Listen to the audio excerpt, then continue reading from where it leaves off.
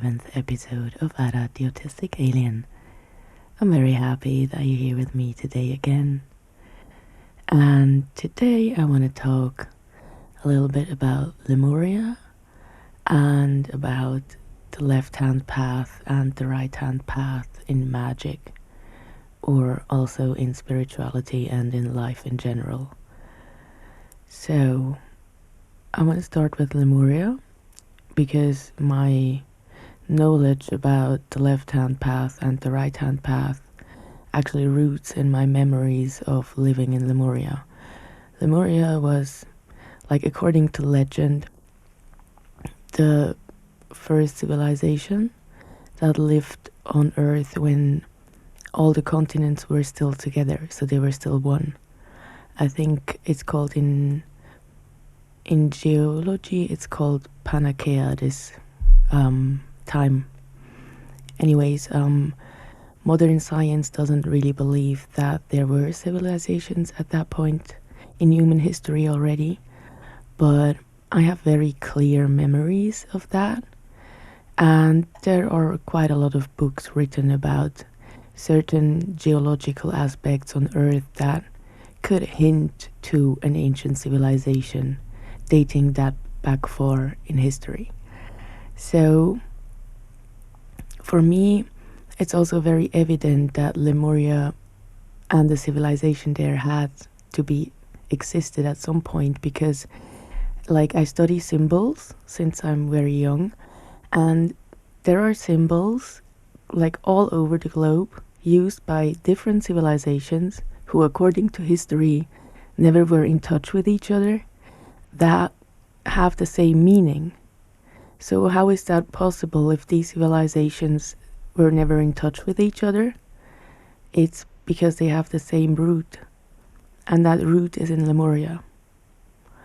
So the memories I have from Lemuria is that matter at that point on Earth wasn't that solid.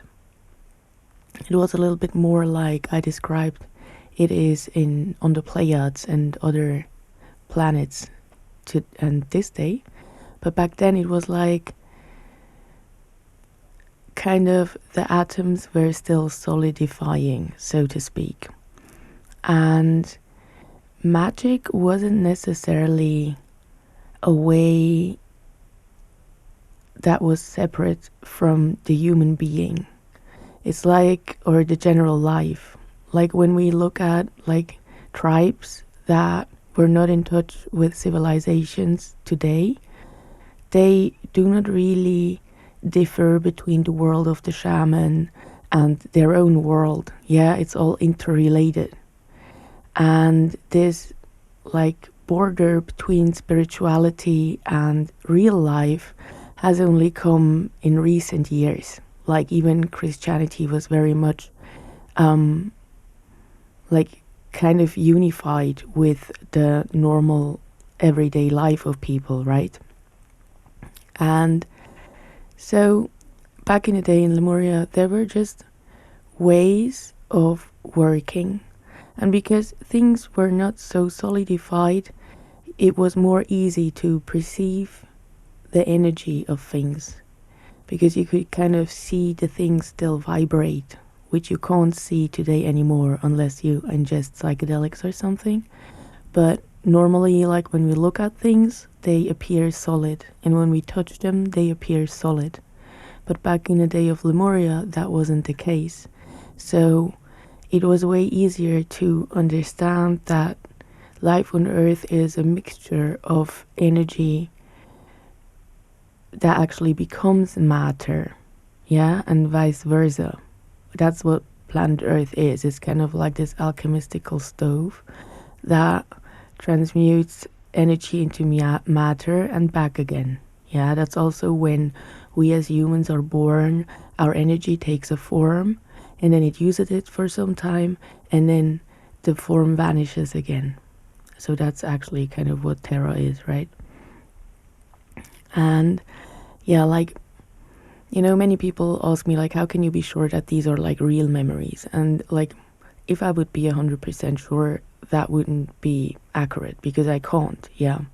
I'm not like all-seeing God that really knows. But in my experience, there is a difference between things that I have really experienced in my memory and things that I just imagine.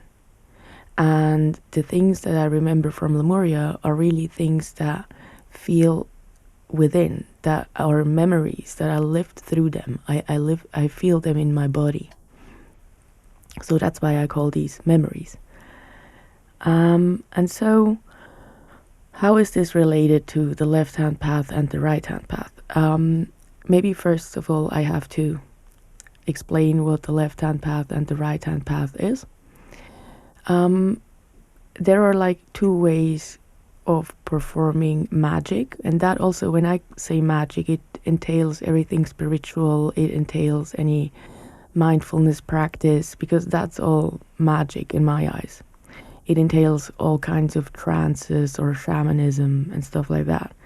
So today, scholars are still not really decided on how to frame the left-hand path and the right-hand path. There are some like things that they say they have in common, but that's what you can find out on Wikipedia. The terms left-hand path and right-hand path stem from Sanskrit. So it's Vamakara, which is the left-handed attainment, and the Dakshinakara, which is the right-handed attainment. And interestingly enough, the Sanskrit word Vama can either be left, or if you spell it a little bit differently, it means woman.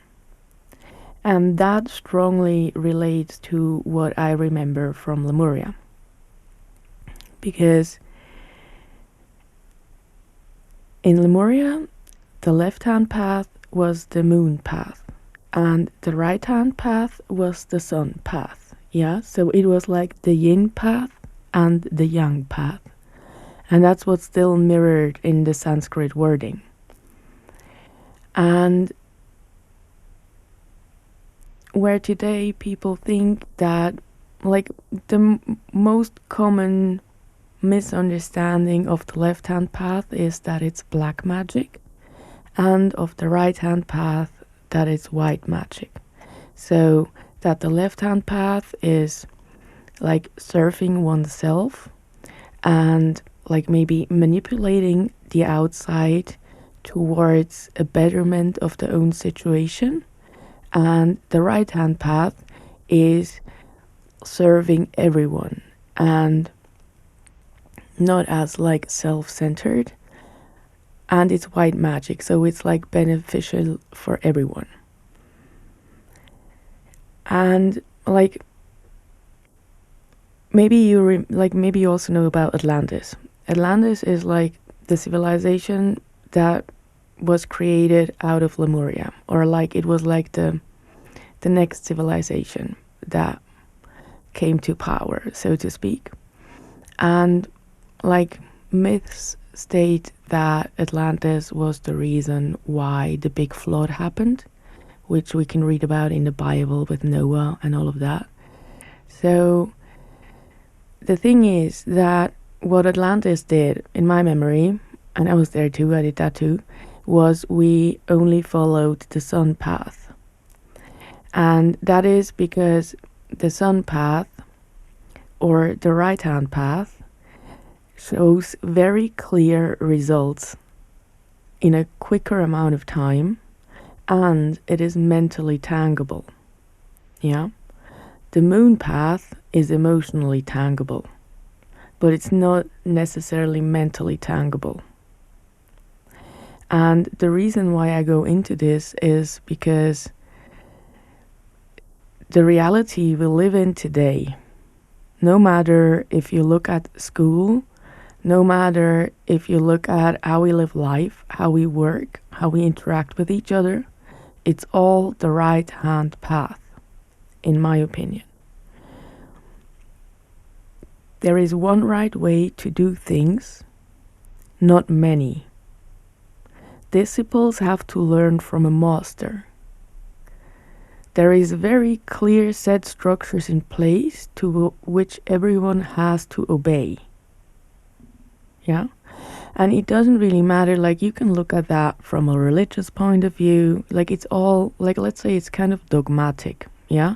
The right hand path is if you do it like this and that, you will reach that result. Yeah? And the left hand path, on the other hand, literally spoken, is the receiving principle. So it's shamanism, it's trance. There are many right ways to do things and not one, and the disciples are trained from within. So the left-hand path is everything that's not really tangible mentally. Yeah? Like mentally you look at a shaman and you're like, what is she doing? But you feel the energy and you feel the transformation of your emotions. So it has an effect, but the effect is not mentally tangible. Yeah? And that's what we see like today. Everything that has like validation on the outside reality is mentally tangible. As soon as it's not mentally tangible anymore, it gets questioned a lot. And that's because our whole world is built on the right-hand path. And in my opinion, the right-hand path is not white magic, it's just structured magic. It's, oh, I found this way to do things, and I believe everyone's the same, so this way will be for everyone. And I write it down, and I preach it, and it has to be done in this exact way. And if it's not done in this exact way, it's not done right. Yeah? And the left-hand path is, I give myself over to spirit, and I receive whatever healing needs to take place right now. And I do not question it mentally. I am with whatever is right now. I receive the situation that is right now. First of all, without questioning it, without saying the situation is wrong. Because that's what a lot of the right-hand path is. That there is a certain set way. So whenever things are not in that way, they are out of order. Yeah? And the left-hand path works a lot over acceptance. It's about being with what is, letting happen what should happen, and trusting that it is the thing that needs to happen. Of course, with spiritual guidance, of course, with working with the spirit world, for example. But when you translate that to living life, like I'm currently really awakening more of my inner feminine, and I realized that, I think the reason why there is not a lot of the female principle, the real female principle, which is receiving and acceptance in the world, is because you have to trust. If you work with the receiving principle, you have to trust first and foremost. And to trust, you have to feel safe. Now, that's not really something that's easy to do in these days and age, right? So that's why we tend to practice the right-hand path all the time. Yeah? On ourselves and on others. And in my opinion, it's like the right-hand path contains a lot of violence. Like also violence towards myself. Because there is one way to do things. And if I don't fit into this one way to do things, then there's something wrong with me. Because that's what the right-hand path implies. Yeah? There is a certain structure, and then you will attain this and that. And the left-hand path is way more like, oh, yeah, you can actually um, practice that, and it will lead you somewhere, and it will be a better way of embodying yourself, and it will be a more beautiful way to nurture yourself. But I will not tell you that if you do that, you will attain enlightenment, because maybe there is something else you have to do right now. And that's what we are going to work on first. Yeah? And like, I actually came to this topic. I know that I'm a little bit all over the place in this episode, but currently a lot of weird things are happening in my life, so I'm just trying to focus. And I really hope that I'm understandable. Um, the reason I came to this is because, like, I'm reframing my website, and I was thinking, okay, how can I like translate what I do more understandably in very easy words? And then I realized that for like a lot of my friends that followed like the right hand path, and I don't want to, like, later I will go into that. I don't judge the right hand path. Yeah, it has a lot of good qualities. I did a lot of right hand path trainings myself, like Reiki. But like the ones that like follow the path as a yogini or as a medium, like fully, and they have like this very easy way to tell it, yeah, because it's the right hand path. So it's like, so you do this and then you do that, and then this is called like that, and this is called like that, yeah. And I like the things that I work with most, I got initiated into by my ancestors.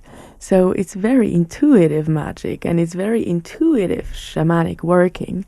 And it's not always that easy to like put one word on it. Or like sometimes I even would have to come up with a word because it's just an action I do. And I don't necessarily have this word because it's not the right hand path. Yeah. It's something that's emotionally tangible, like I know exactly what I gotta do, but it's not mentally tangible as in, oh, this makes rationally so much sense right now.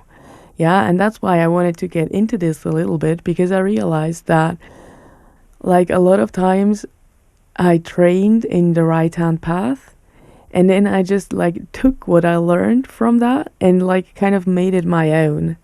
And now that I got more into this subject of right hand path and left hand path, I realized that what I kind of was aiming to do was find this middle path that is the balance of both. Because I feel like we all contain a sun and a moon. We all contain a yin and a yang. So we should also practice maybe both ways of magic, yeah?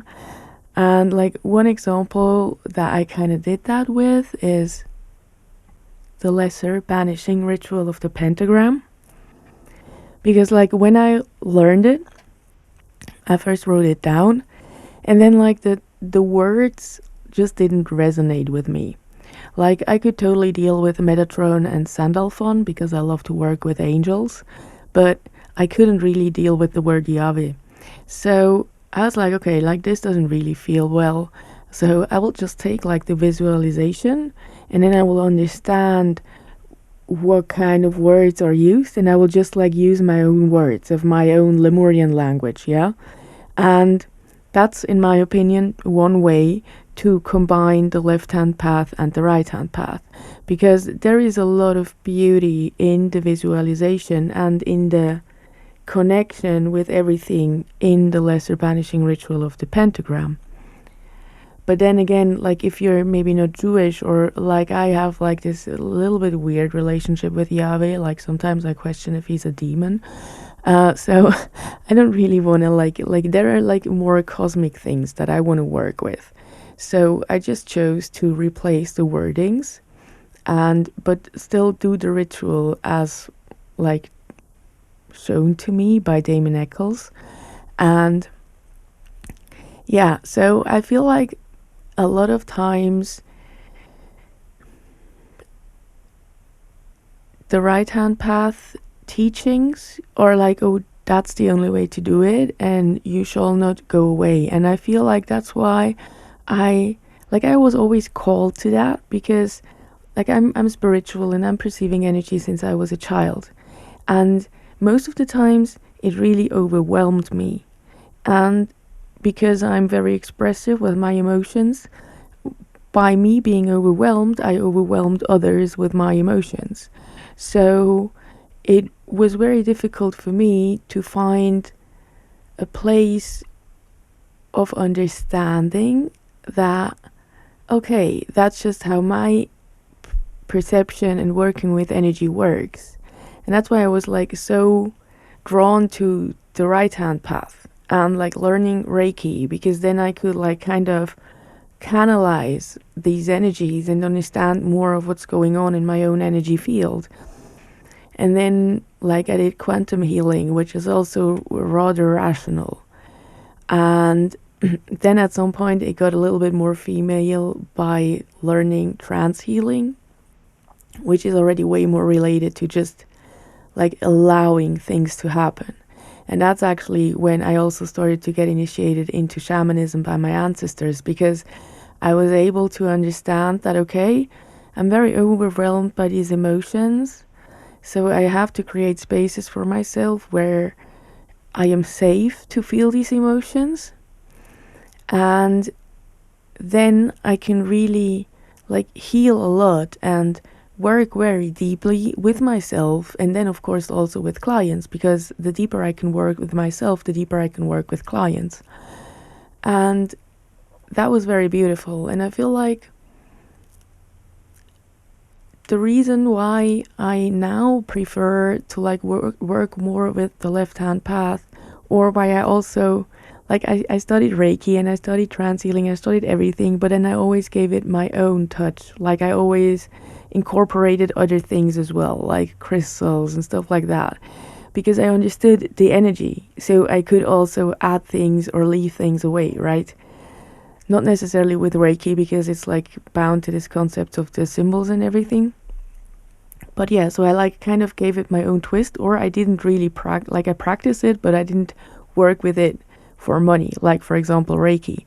And I feel like that is because I don't believe, from my own core being, I believe very strongly in self-empowerment.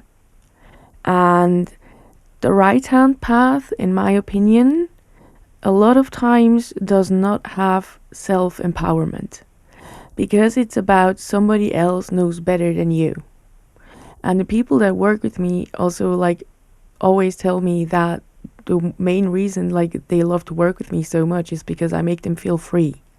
Yeah. Just because I have experienced things and I can share my experience doesn't mean that that has to be your experience. And I create a space where you can really find out what is working for you and how can you practice your own left-hand path and right-hand path in a combination that is actually really fruitful. Because as I said, like sometimes I also, like I created Aura School, right? And there, this is very much the right hand path. But because you work through it by yourself and you focus a lot on yourself, and it is a lot of self training as well in there, it's actually the left hand path as well.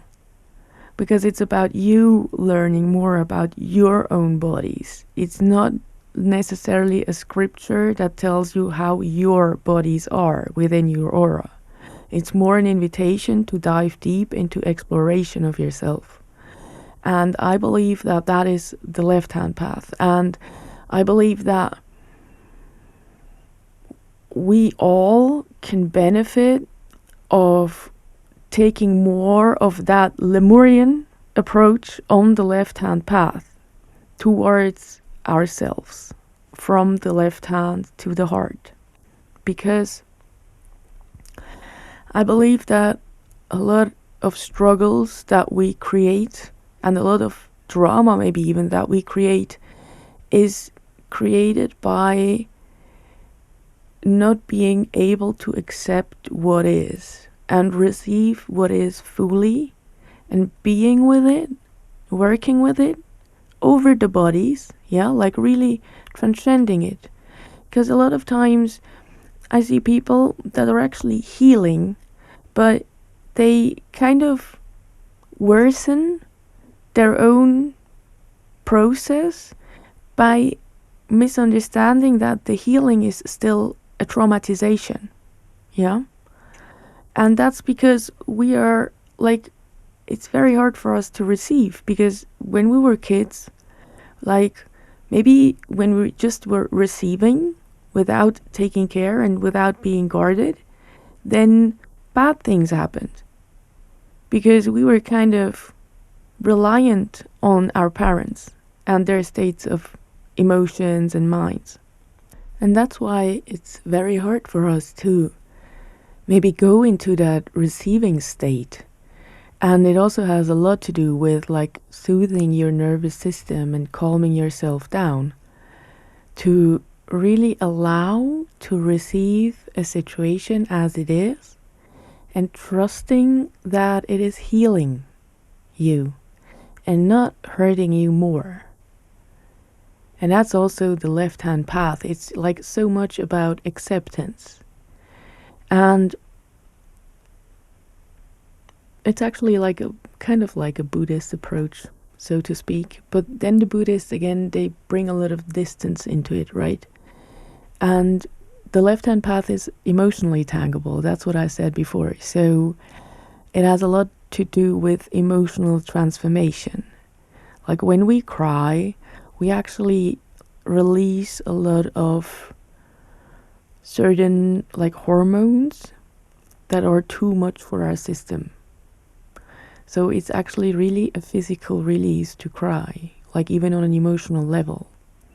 And to just receive pain without having to make it go away, and also without having to change it, that's where the left-hand path comes in. That's where this full acceptance of everything that is, the pain and the sorrow and the grief, and just letting it out comes in. And that's purging, that's cleansing, that's healing, right? But it's also very chaotic. It's very overwhelming. And it can be very strong on other people that don't allow themselves to have such strong emotions. So yeah, like I would say the main conclusion of this, I'm sure a bit weird podcast, is that I believe that we have two hands, and funnily our hands lead to our hearts, and our hearts with their beat create an electromagnetic field, and our hands kind of show how we interact as this field with the outside field. And a lot of us have been trained to give, do, learn, more. And so our hearts are constantly in the giving, and it's so draining, and it's so tiring. But we do, so we don't have to see it. And when we start to receive and be and not do and less,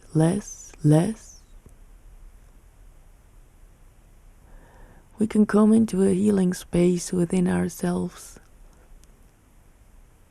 And then we also create a different field.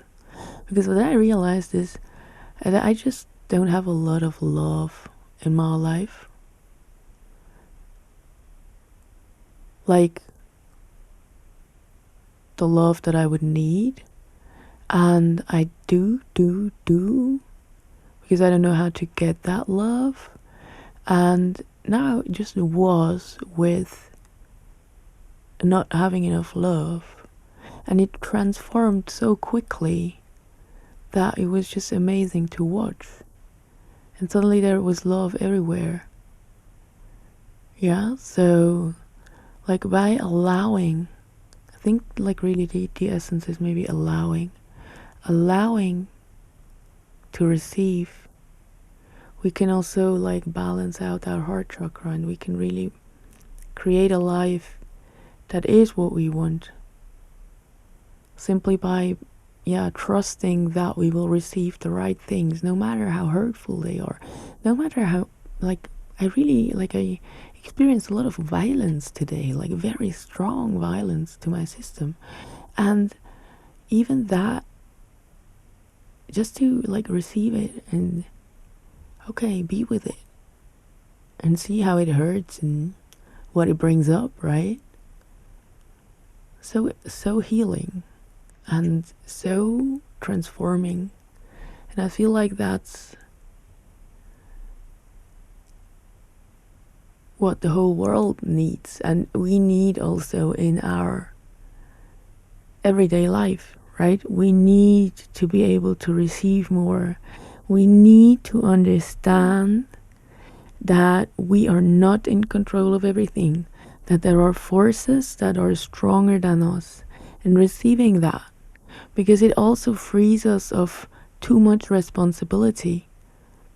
And then we can maybe look at, once we are freed of too much responsibility, we can look at the responsibility that we really have and change our own behavior. But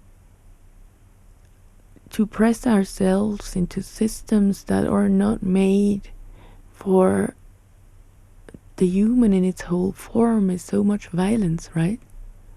And I feel like the left-hand path, when practiced in the Lemurian way, and of course not like black magic or something, can really heal so much of that, simply by allowing, being with the things. Yeah, I think that's the note I'm gonna close this episode on. Thank you so much for listening. I hope this made sense, or at least a little bit. And yeah, I wish you a lovely, lovely, lovely weekend ahead, and hear you next week to another episode. Much love to you. Bye bye.